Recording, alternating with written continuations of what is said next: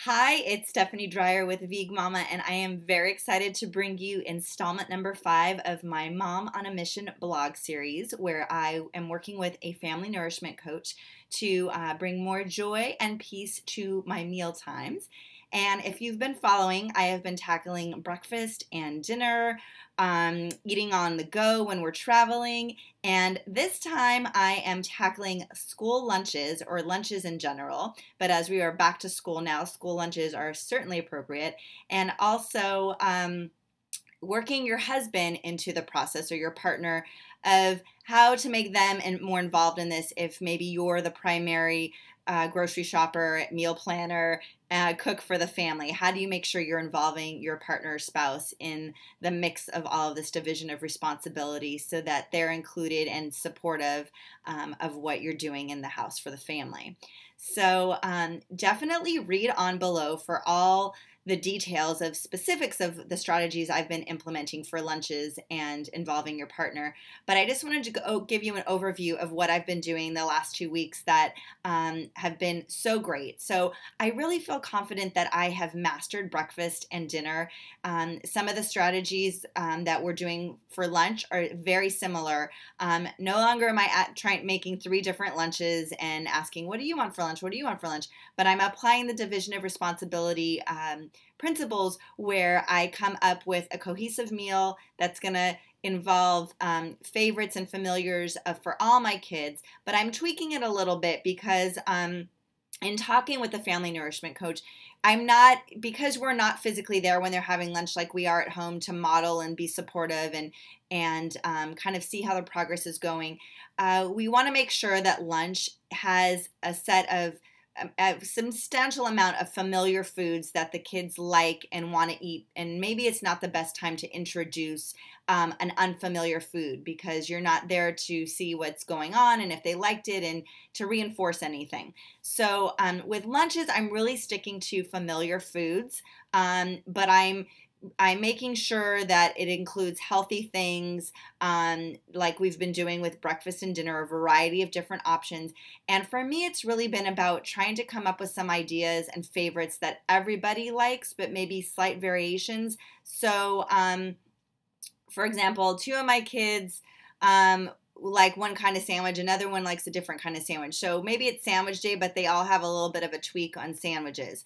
I know hummus is a big favorite with my kids. So if I make a batch of hummus, but I know this one likes carrots and this one likes cucumbers and this one likes snap peas, I put in different vegetables for each of them that I know they will like with their hummus. So those are some of the ways I'm addressing lunch, kind of starting with a favorite that everybody likes and then tweaking it to be more familiar for each of the kids so that it's a win-win for everybody at lunch. Again, not the time to introduce necessarily an unfamiliar or new food that you want them to try.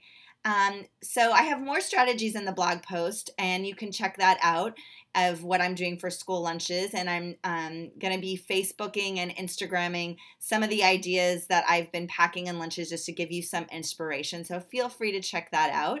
And then as far as tackling the husband part or the partner part, I was feeling really guilty because my husband travels a lot, or he'll work late where he's coming in towards the middle or end of dinner, or he's not home really for me to share like, oh, this went great. You know, life gets busy and I'll forget to say, oh, this was really great.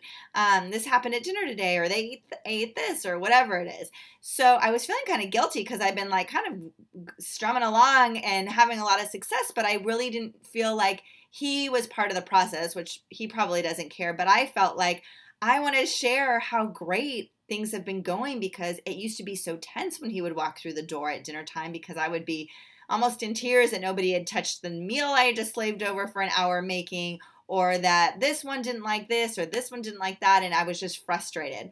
So I wanted to kind of find out, was he noticing a change in not only, the environment when he walked through the door, but in me and in the kids and what he thought about all this. So I did work with the family nourishment coach to come up with some ways to involve the spouse because, he's not the one planning the meals or even really giving input or doing the shopping or really any of the prep.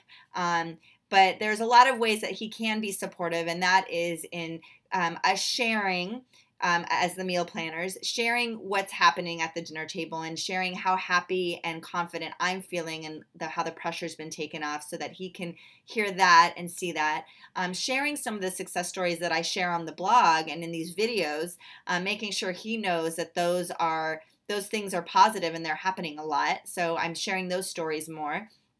And then also like taking any conversations of kind of coaching conversations. Like I had an incident where my son was at dinner, we were out, and it was a kids buffet, and he could choose from chicken, hamburgers, french fries, a bunch of vegetables and pasta. And he had put chicken, vegetables, and french fries on his plate.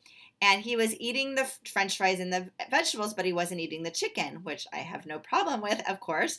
And my husband was pressuring him to eat more chicken before he could have any more of anything else, which I was like, no, that's not what we do in division of responsibility.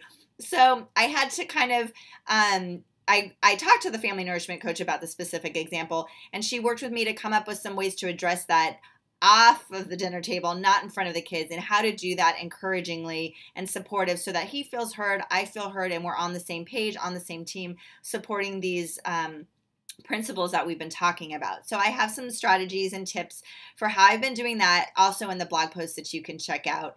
And just kind of a summary of all the things that have been working and going well. I can't believe this is our second to last installment in the series. In the next one, our final one, I'll just be wrapping everything up and showing everyone how you can keep it all together and move forward, keeping it all going and making sure that you're set up to continue the process in your own home, and some of the strategies I'm going to be using to make sure I'm tracking my progress and keeping division of responsibility going on in my household, since it's been working so well over these last 6 to 8 weeks, whatever it's been now, I've lost track.